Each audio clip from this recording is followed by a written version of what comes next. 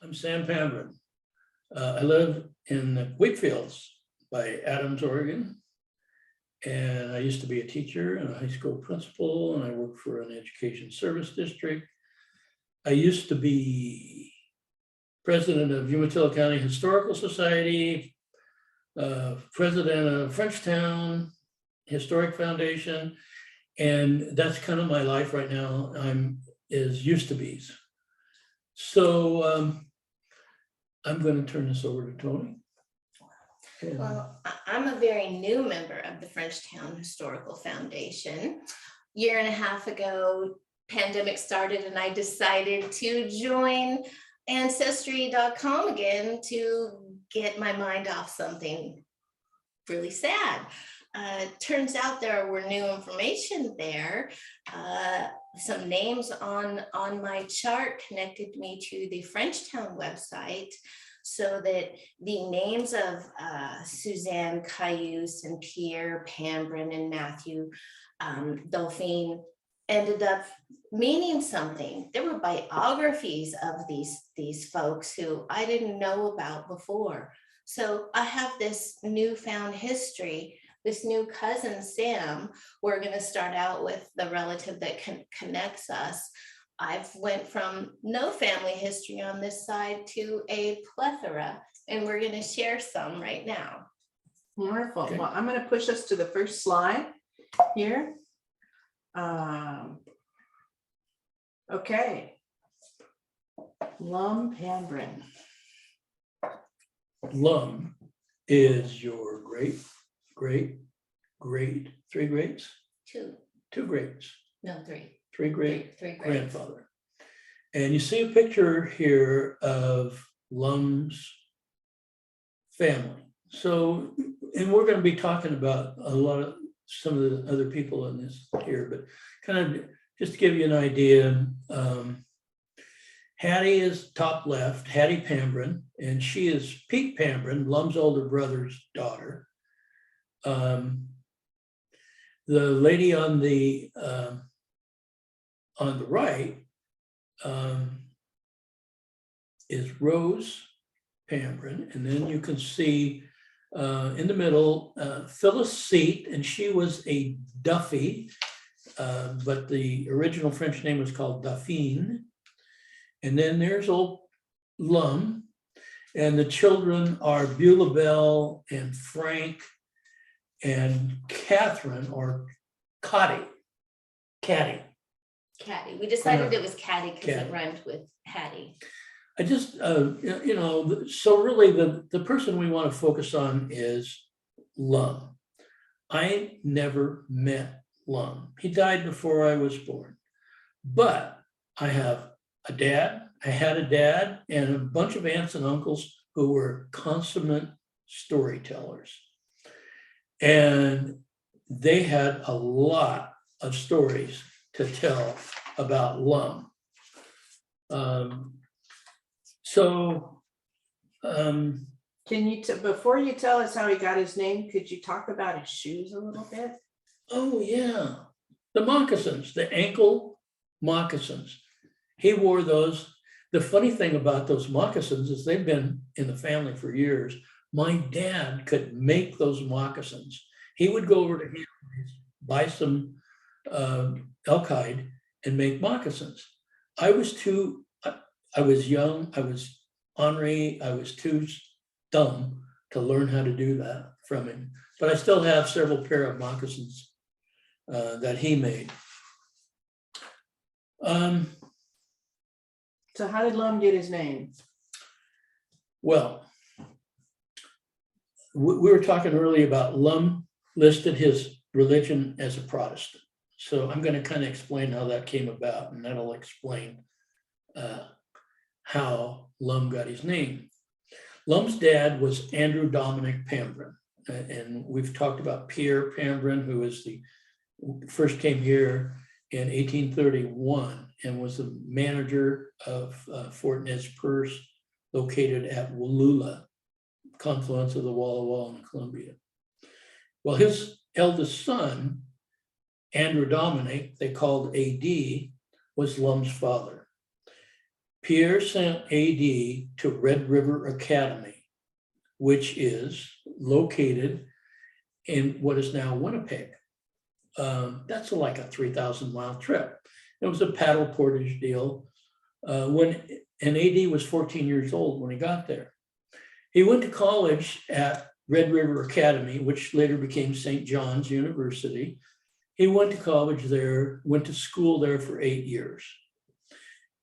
He finished school at age 22, married Mary Cook. Why did he send him that way? Why did he send him 3,000 miles to go to school? Yeah, I missed that, didn't I? AD, his dad wanted AD to learn to speak, read, and write English. Because his dad worked for the Hudson's Bay Company. The Hudson's Bay Company was an English company, and you could not become an officer in the Hudson's Bay Company unless you could speak, read, and write English. So he sent him 3,000 miles across country to a place called Red River Academy that was an Episcopal school. What did he speak before he went? French and Cree. Okay. If he would have gone to school across the river from Red River Academy, he would have been in a Catholic French-speaking school. See, he could have had his pick of French-speaking schools, but his dad wanted him to learn to read, write, and speak English. That's an interesting choice too, because his dad was then prioritizing the company, the Hudson Bay Company job possibility over the church. Absolutely, because his dad was a Catholic. Right, and that explains a mystery. We talk about solving mysteries. I'm looking in the Munich books and wondering why it says that the first marriage of 1872 between Felicite and Lum, when it said he was a Protestant, and I was asking Sam earlier, why was he a Protestant? Weren't we all Catholics? And so this was the answer why he was a Protestant. Okay, so that's how Lum got to Red River. Okay.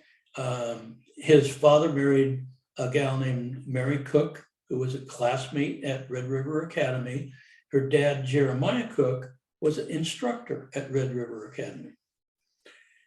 Lum was born in 1849. Mary Cook and AD got married in 1843. They had an older son named Pete, and you see Hattie up there, that's Pete's daughter.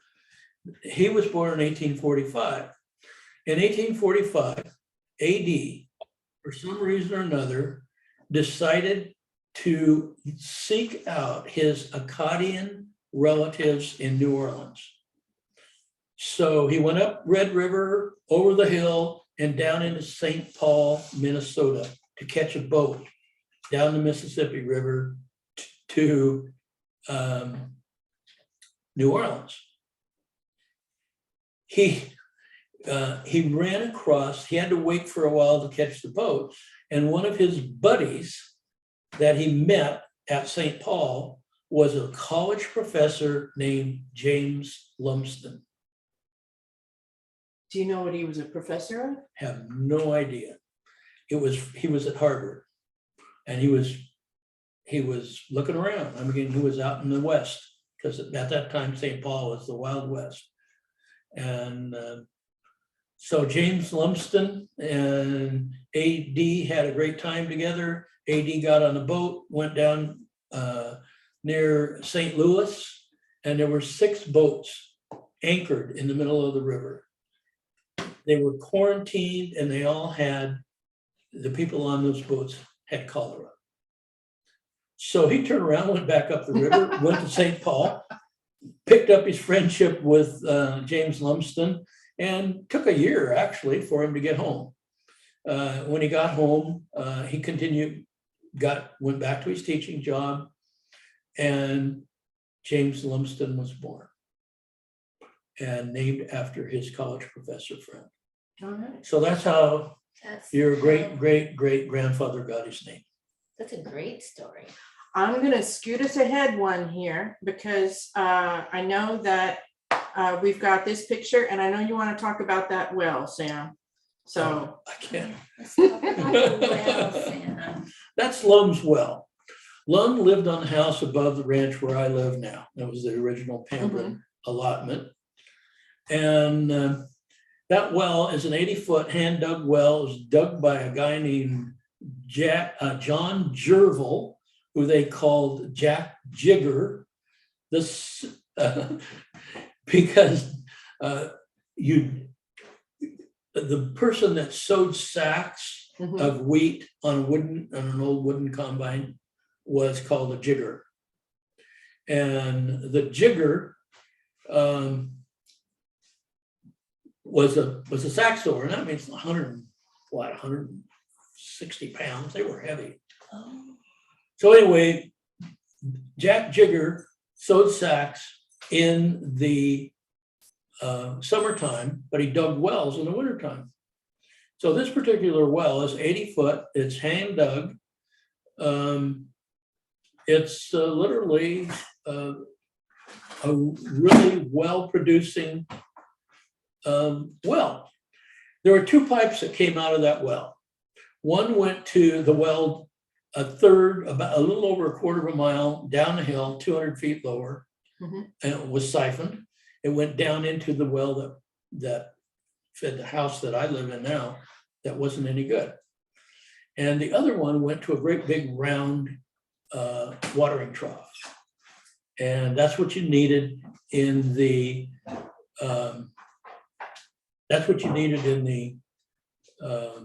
Because of the workhorses, right? yeah, You had to water them. workhorses. Yeah, and it was round. I mean, you got 50 horses to feed at lunchtime when you come in from harvest. And so this well fed that watering trough, and our crummy 25-foot well fed that watering trough. And we had a cistern up the hill across the creek that fed that watering trough.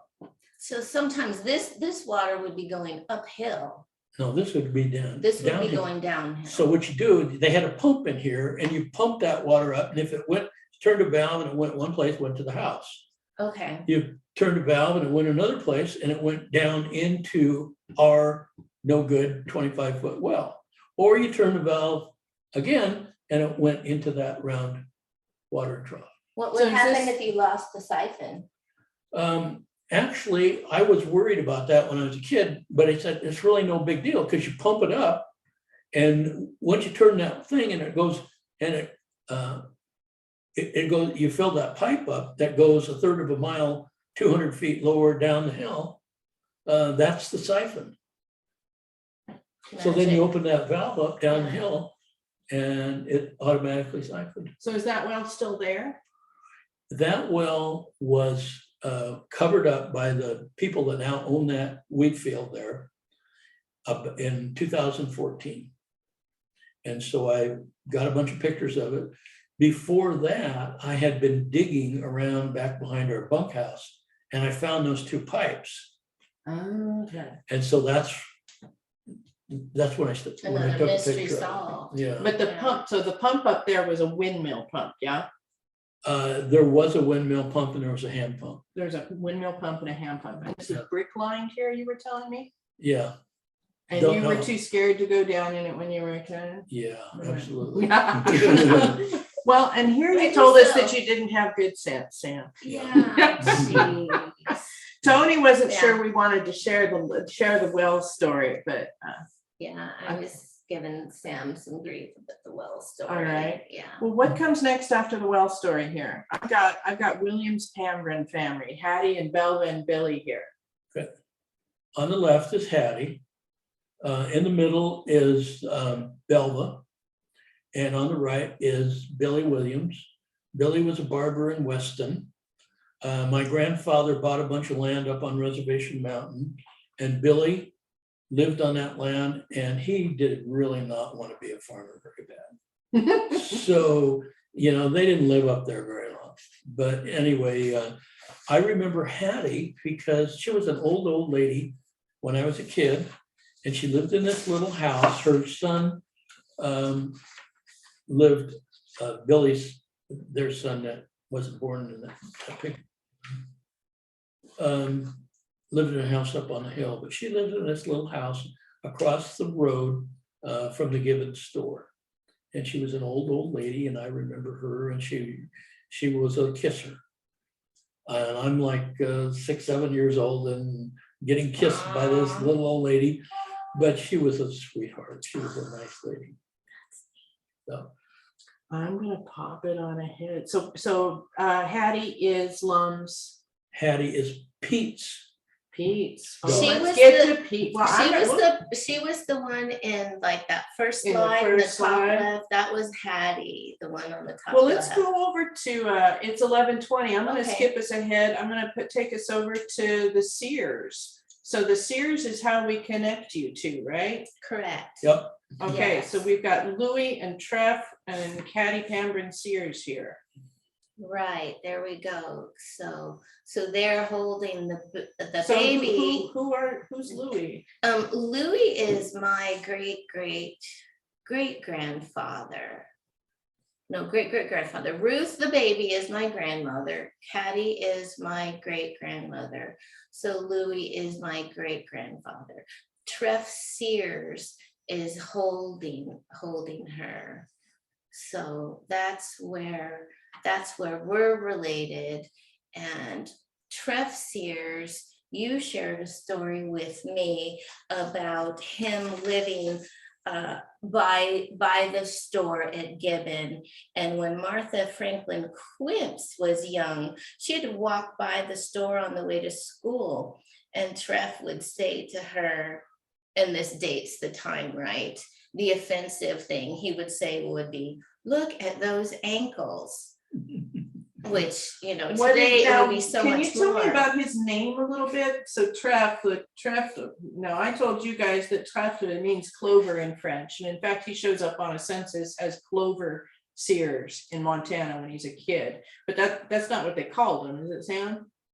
They call him the Big Suit. And that was something that we were talking about before because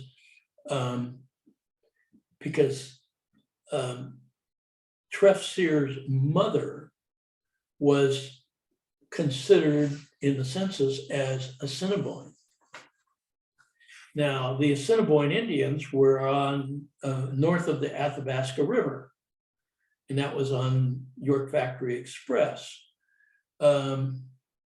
So how my family ended up calling him the Big Sioux, and he was a big guy. I mean, look at him.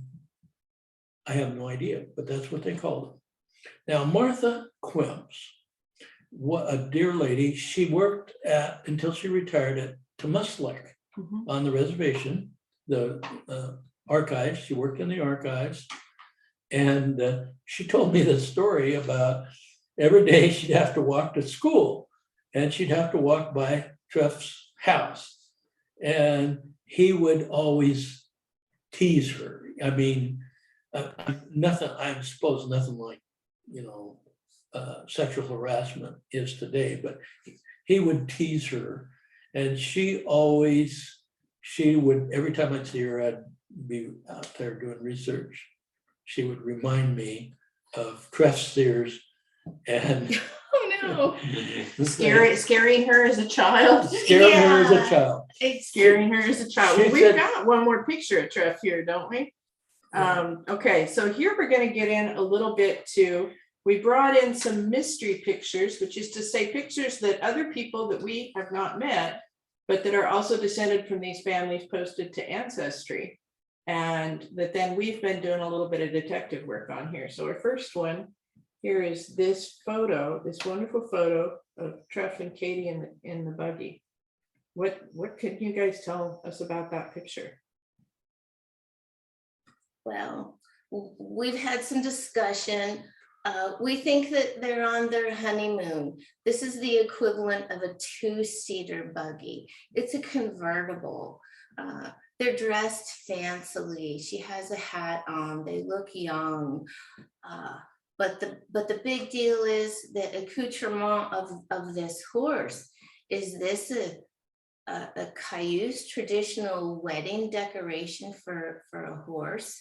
I've check with some folks that I would check with, Sam being one of them, and then other horse people, not knowing that yet. So we're gonna research this and see if we can find some more pictures and find out about this wonderful, beautiful netting with fringe and bells maybe on the horse.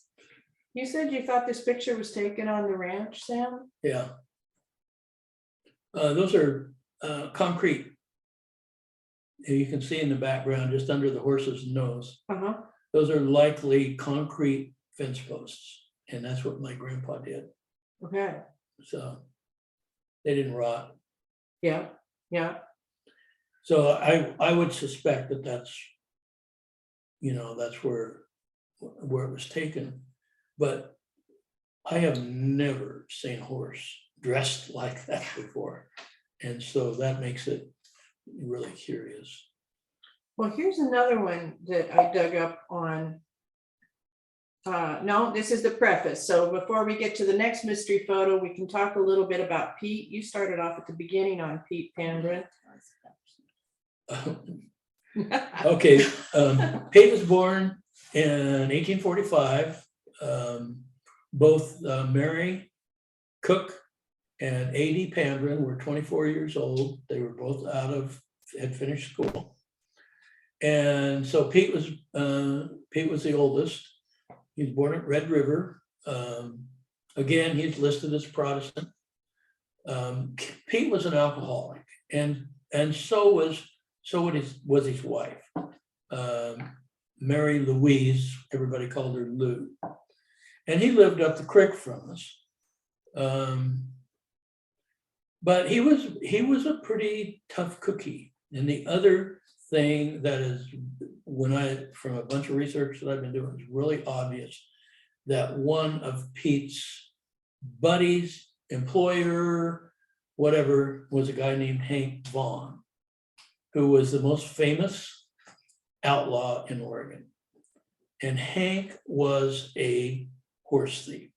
He was a very, very good horse thief. He stole thousands of horses during his career. And Pete, his neighbor, about a quarter of a mile, they lived about a quarter of a mile apart. Pete was known as Long Rope, which means he had a tendency to dab his rope on other people's stock. So anyway, and they ran a stage stock. Pete made a chair of elk horns, and when the Pat Davis family, the L.L. Rogers family, bought that land, really during the Depression, that chair, those two chairs made of elk horns, in that stage stock, they saved and they put in their office, and it ended up being, those two chairs were displayed in Smithsonian, for a year or so. And then they got them back, and the Davis Ranch office burned, and both of those chairs burned up. I've always felt really bad about that. But anyway, Pat Davis, the owner of that ranch, was a friend of mine. You said they ran a stage stop. Where was the stage? The stages was going from where to where? The stage was going from the Grand Ronde Valley to Walla Walla. And it was on what was called the Thomas Ruckle Road. There were a couple of businessmen in Walla Walla, and they wanted the miners, the steamboat traffic, to come through Walla Walla rather than to Umatilla Landing on the Columbia River and up over the Oregon Trail. Mm-hmm. And so they advertised the heck out of the road that they built as being 1,000 feet lower elevation, a lot shorter, So, and it's cheaper to move heavy stuff by boat than it is by pack horse. So they would pack to Wallula and then take the pack horse up through Walla Walla and across the Ruckle Springs and down into the Grand Ronde Valley. And so that was where that stage stop was. It was exactly 16 miles from the Bar M Ranch, which was also a stage stop on that trail. So Didn't you tell me something one time about how the Ruckle Road was supposed to be moved, but they didn't move it? that was pretty silly, yeah. When they formed the reservation, they decided that there were going to be no white people on the reservation because the Indians said, why do you want us to go to the reservation? It's infested with white people. So the US government, they checked it out and they found, well, yeah, there's a lot of squatters on the reservation land and they're farming that land and all that. So they kicked them all off. And they removed all the roads, including the Oregon Trail that go through the reservation. So they took the Oregon Trail and they moved it and went clear around the reservation and went to Pilot Rock. And they gave $10,000 to rebuild that road. It was called the Dealey Road. Anyway, when they got to Thomas and Ruckle, they said, this is a private road. Move it. We don't have to pay you to move it. And so what Thomas and Ruckle did, and it's very obvious if you look at it, and you look at all the maps, they redrew the map and they showed where the Thomas Ruckle Road went around the reservation. The only problem is, if you try to walk that road, you can't do it. You'd have to have wings on your wagon because it goes in the very, very steepest part of Wild Horse Creek. And then Wild Horse Creek and Pine Creek right on the top there. So essentially all Thomas and Ruckle did was redraw the map, send it off to the US government and say, okay, we moved our road, here it is. In the past. Yeah, All yeah, right. nobody came out and looked at it. So anyway, So the road was never moved. the road was never moved. The road was never moved. No. Well, let me pull up this picture here. So I'm looking now at the picture puzzle. I'm looking at the buckboard with Lou and we think Pete. Now this is a picture, you said you can recognize Lou in this picture. Absolutely. Lou Bonifer and Pete Pambrun. I love his, I love his pose, the way his stance. He's just like, nobody's going to tell me anything. Yeah. And I, that's kind of his personality. The real question mark is who's in the buckboard. Well, so the ancestry caption, and these things are sometimes, this picture Pete was mislabeled. Pete was labeled as being his son, but it said Mary Louise and Frank Martin. So it can't be Frank Martin. That is not his son. That's not his son. That's Pete. No. But it says that his brother would come for meals. And so you can see they've got some kind of a dishes, or he's got food or dishes or a tray or something on his lap there in the buckboard. So did Pete have a brother who was living alone or who couldn't walk, or are there any of Pete's brothers that this could have been? That could have been Lum. You think it could have been? Did Phyllis eat that? It looks a little Lum? bit like Lum. No. No. She outlived him. No. She's listed alone on the census several times on the reservation, so I don't know what. Okay, yeah, so. That What about picture- that barn? Yeah. that picture was taken at what was originally the Jean-Baptiste Dauphine house. Oh, how can you tell? Because the barn. That barn wasn't torn down until probably 1966, something like that. Wow. And, of course, Dauphine and Bonifer, they're all kind of interrelated. Mhm. So, but anyway, that's the The problem that I have is I cannot recognize the person in the buckboard. That's the issue. But, you know, it's an interesting photo, and it's obviously Lou and Pete. Mhm. We did, our date on it is just because Lou Bonifer died in 1895. So we don't know when this picture is taken, but we know that it has to be before, it has to be while Lou was still alive. Yeah, I would estimate that I've got my notes in it. The picture was probably 1890. So here's another question, like about the taking of this photo. You know, some of the first ones were family photos, portraits somewhere.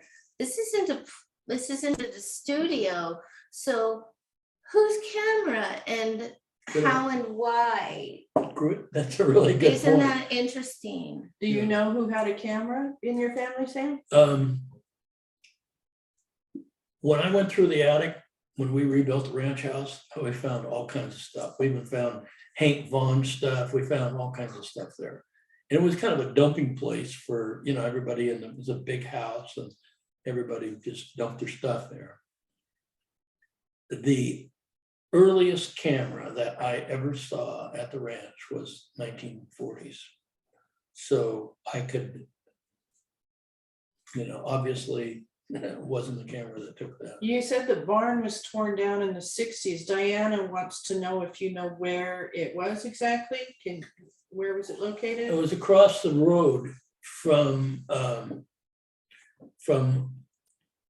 across the road from where Rod Bonifer lives now, where Kelly Tubbs lived before, and then several other families, but the original John Baptiste Dauphine, who married Sarah Clara Bonifer, that So that Sarah Claire is married mom, is that right? mhm. Okay. Which, by the way, connects us to the director of the National Park Service. He's our Right. cousin. Well, all right, so I'm going to take us just to our last picture that we were going to talk about today is Suzanne Cayuse.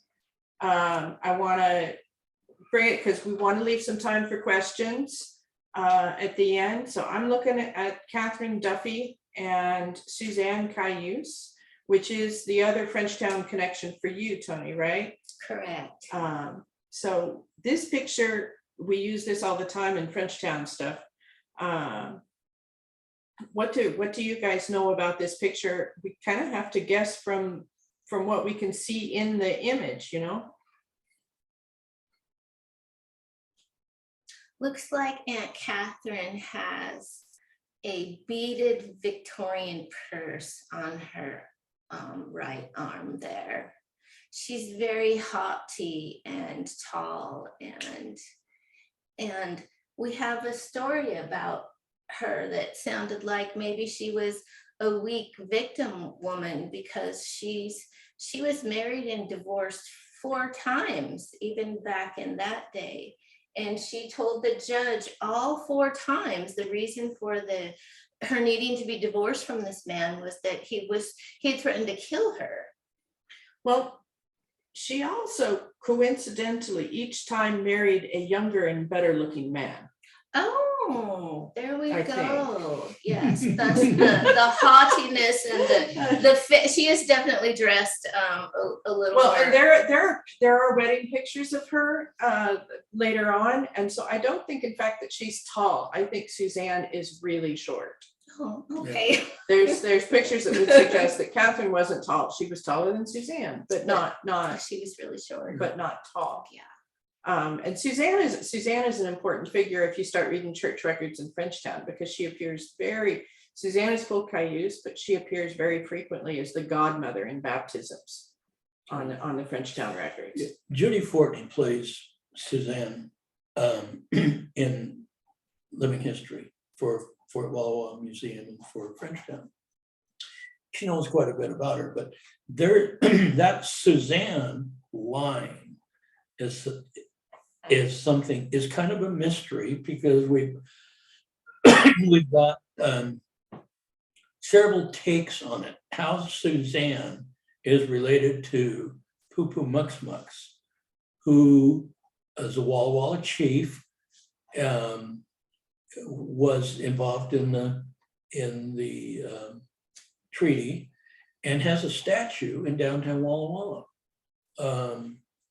And Suzanne, we think, leads directly to Poo Poo Mux Mux. Our new National Parks Director, his brother Butch and I have been, we went through this His over. father, Butch. His father, Butch. We went over this over and over and over, trying to connect Suzanne to Poo Poo Mux Mux. And, it's not easy. I mean, the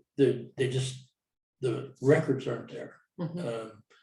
Because there's a lot of mention of Suzanne in white person history, but not in Native American history. So it was really hard to connect.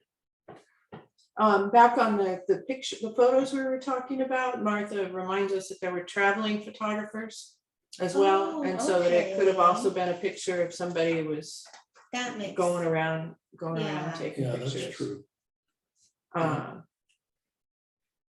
Larry Savula, who who's a historian up in Spokane, tells us that could well be a native beaded purse. So Native women in European dress often carried a native beaded purse when being photographed to assert their nativeness. So to make sure that was a visible piece of their identity in the photograph. It looks like I see the metal frame. That's why I was thinking that. But that's a good. My eyes point. aren't that good. Yeah, well, they got these, yeah. I think what I'm going to do now is I'm going to stop the slideshow, and so that'll bring you guys back up to the big picture. I'm going to say to our guests, if you want to, the chat is a really good way to ask a question because I can read it loud enough for everybody to hear. But if you want to unmute and speak, we left some time here for questions, and we would welcome this conversation. We're going to talk in a little bit. We're not quite done yet, but we're going to take about 5 minutes here for questions. And we're not going to forget that there's dessert at the end of our conversation today. Sam did tell me that if everybody really liked this, that he would be willing to do it again. So I'm counting on you all to convince me to do it, to help me convince him to do it again. I'm getting some thumbs up here, Sam. You're going to have to trust me on that. I'm not going to turn the screen around. Do we have any more questions?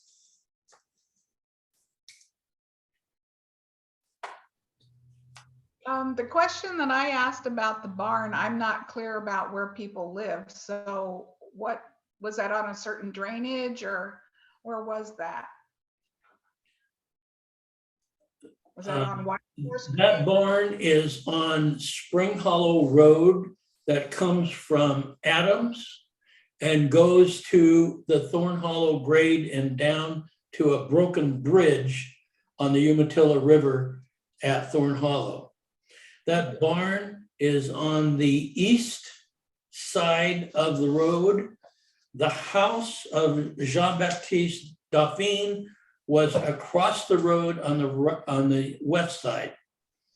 Even the old trees that were there are no longer there. They've been grubbed out. The whole place is farmed over right now. The interesting thing about that barn is it appeared in a movie that was filmed in Athena, a silent movie filmed in the 1920s called City Girl. That's wild. Have you seen the movie? Yep. Is it good? Is it terrible? Yeah, it's good. It has a happy ending. Yeah. Has a little drama, and it has a happy ending. It's about a young girl who marries a farmer, and the farmer's parents are just awful to her. They think that he went to the big town and found this soiled woman And it just goes on and on and on about how bad they treat her for a while, and then they finally decide maybe she's okay. So, Larry points out to us that City Girl, he shared the link to it. City Girl is on YouTube and says it has some amazing scenes of horse-drawn combines at work on the Palouse. No way. Absolutely. It's on YouTube. and the interesting thing about that is it's one of the very first movies. They took a movie from a wagon that was pulled by horses and looked, and it was filming another wagon that was pulled by horses. And so you could see the wheat going by, and that was more real perspective. Yeah, new technology. Oh, thanks, Larry. That's really cool. Yeah. I'm gonna bring the cookies over, but maybe you guys can, and Toni can explain what she's doing with these recipes. If you're getting our newsletter, then you have already seen a recipe for French Canadian meat pie that Toni was experimenting with. And these are coming from Malvina. Yes, these are Malvina's filled cookies, Malvina Riel, local French Canadian family. Yakima Valley, yeah. I'm always big about walking in my ancestors' footsteps. When I go places, I want to touch the doors. If I want to touch this 1,000-year-old door. I want to smell the smells and taste the tastes that they tasted. Like the tourtière that had cinnamon and cloves in it. That's a really medieval spice, and that's really interesting to taste that. These are really similar to chess pies that I grew up with my family. This is sort of like a pecan pie. It's butter tart. It's got walnuts and raisins and sugar is basically the main ingredient, and some flour. Are you gonna let Sam taste I'm gonna one? let Sam taste one. Yeah, I'm not a cooker. Are you an eater? Okay. Yeah. Well, we Here, break one of those babies in half there. That's the Sam size one. Oh my So gosh. you get kind of an idea of the filling. Yeah, see? So what do you think, Sam? It's good. Is it good? Mhm. Are those three forms of the same thing, or are They're they the same thing. I've only tried one recipe so far, but like with the tourtière, I've tried 4 different recipes.